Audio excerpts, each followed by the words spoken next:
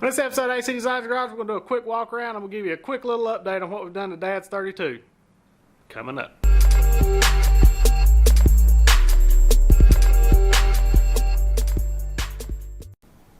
Alright guys, we'll start up here at the front. We got the hood tops and everything cut and buffed, and they're pretty much ready. We still have a few little things we got to tighten this up and stuff. We left it loose so we can get all our body lines and stuff right on it.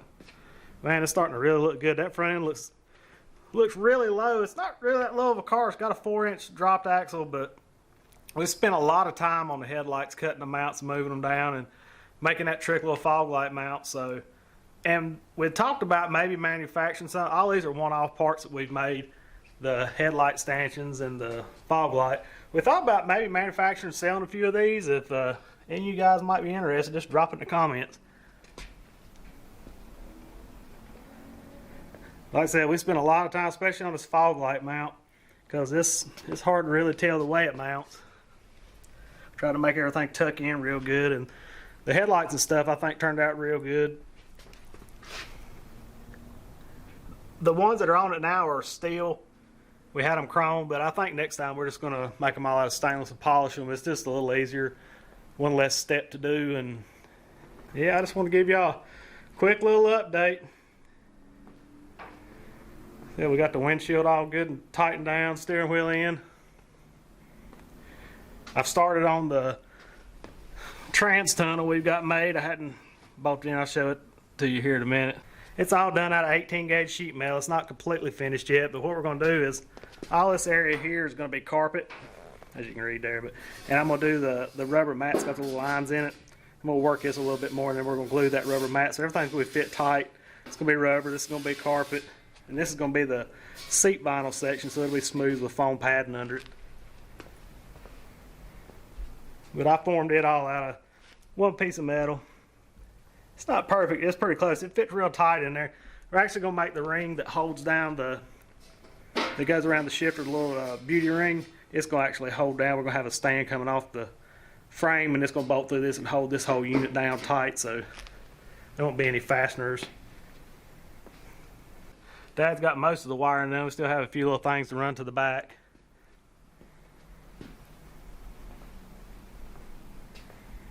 And he got the 39 taillights laid out and drilled there all in. We still got to drill the holes for our tag and stuff, and all this up here hasn't been buffed yet. If you guys saw my other video, I did a video on how to color sand and buff this here. I'll link that up there in the above so y'all can check it out if you want to. Man, I think them louvers and stuff on that hood top, they really look good. Now, they're a pain to body work and everything, but they look really cool.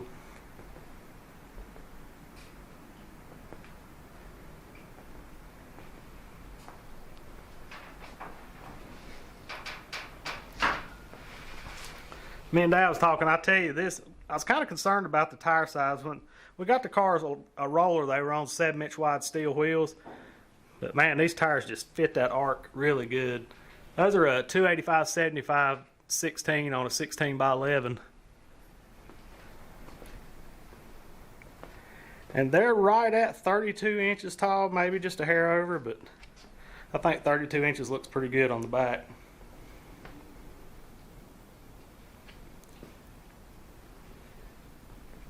Got our latches. If you notice here, we deleted this handle. I never did like the handle that you pick up with. To me, it just looked like an old screen door handle or something. I just didn't like it. So we welded all these up, body worked it, and got all this fit up. But check the gaps out. They're looking really good.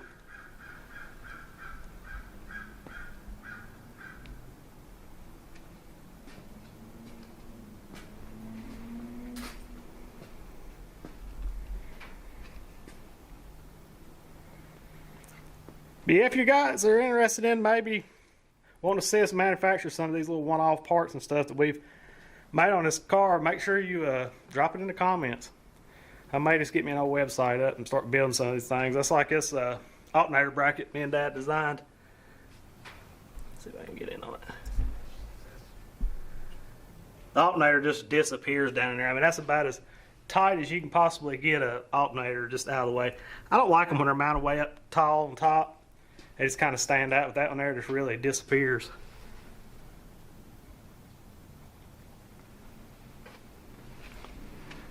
And also we made our strikers here. These are all handmade.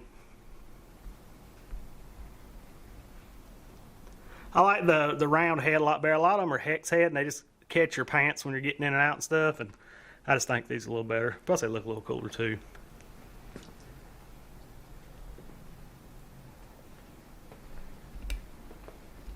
I'll get this hood side opened up over here so you can see it with the hood side up.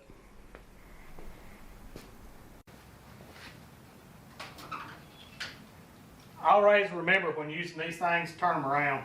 Because if you don't watch it, this little hook that comes on here can scratch the hood. So that's just a good habit to get into when you pick these, twist them all the way around. Now without this handle, it makes it just a little bit trickier, but you just got to make sure you come up good and easy with it.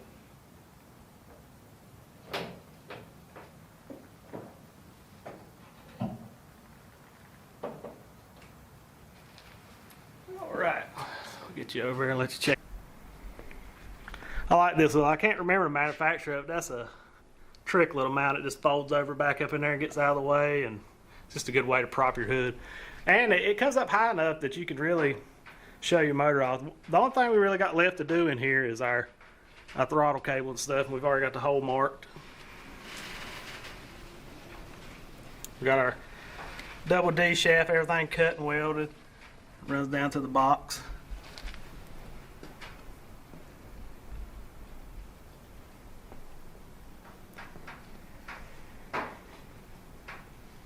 Yeah, there's a lot of details on this car that a lot of people are not going to really notice. I mean, there's 12-point ARP bolts on everything, polished stainless.